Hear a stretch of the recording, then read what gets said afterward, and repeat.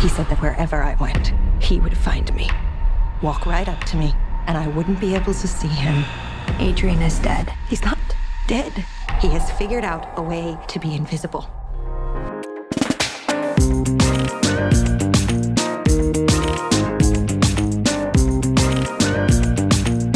One of the reasons I went to Universal in the first place 10 years ago is because they have this tradition of monsters at the studio. And I didn't have an intention at that time of making one of those, of working on one of them, but I always loved them. And then, you're right, they changed their approach, and we don't have any relationship to the monster. The Dark Universe is really all Universal, but I thought maybe when the approach changed that I could convince Leigh to maybe do Frankenstein or Dracula or something. And when we got to Invisible Man, that sparked his interest, and he came up with this amazing story. And we went back to Universal, and they let us borrow their Invisible Man intellectual property to make a movie out of.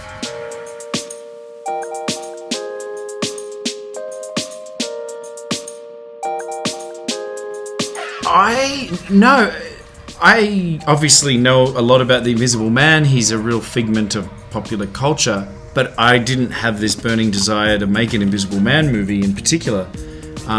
In fact, I had just finished Upgrade with Blumhouse, and I had been bitten by the action movie bug, and I wanted to crash some cars, maybe blow up a building, something fun like that.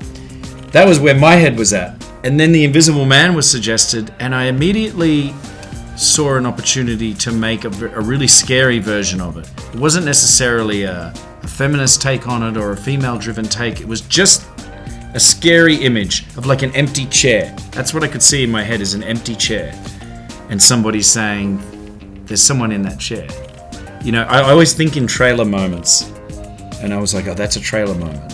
So then next thing I know, I've got a job and I'm writing this movie. And as I'm writing it, I'm figuring out that the whole movie is about this woman and her struggle. And then through the research about women escaping relationships, you hear all these horrific stories, and I started to incorporate some elements of those stories into the script. And so it sort of comes about organically. You know, you don't force it.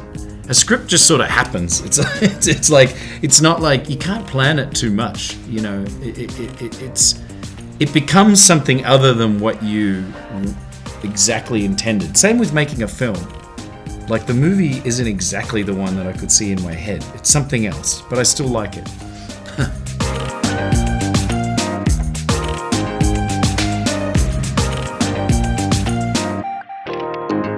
Johnny Depp is in the film, he's just invisible. You can't see him. No, it didn't Cost have a fortune. It had nothing to do with ours, no. I mean, Universal they always treated this movie like a standalone film. We never heard from them. We never heard anything from them about connecting it to something else or sequels, or it was always, they were really supportive, and which is great considering how important this piece of IP that belongs to them is. I felt that they were very hands-off and they trusted Jason and they trusted me. Well, they didn't really know me, but they were getting to know me, and then they just really supported us. They still had thoughts and ideas, but it was always, you know, contributing to the film to make it a better film. So it was kind of a great experience. I kept waiting for something bad to happen, but it never did.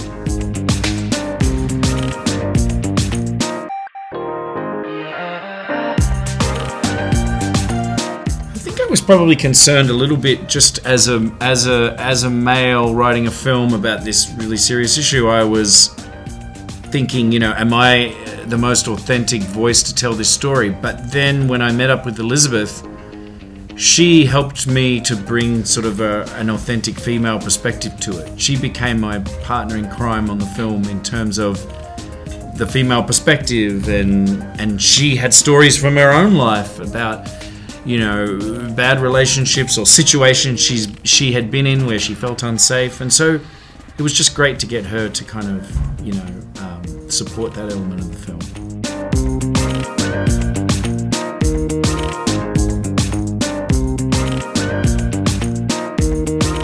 What do you think? It's probably 70% practical. 60. 60-40? Yeah, 60-40 is good, yeah.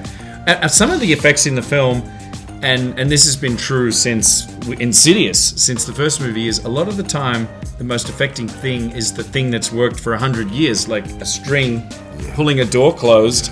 The audience doesn't know that there's someone pulling a string. All they care about is the shock of it all. So we used some CGI, but we also used practical effects that they would have used on the first Invisible Man movie. Which I thought was kind of a cool tribute, the fact that we were using these practical effects, Are you okay? He's sitting in that chair.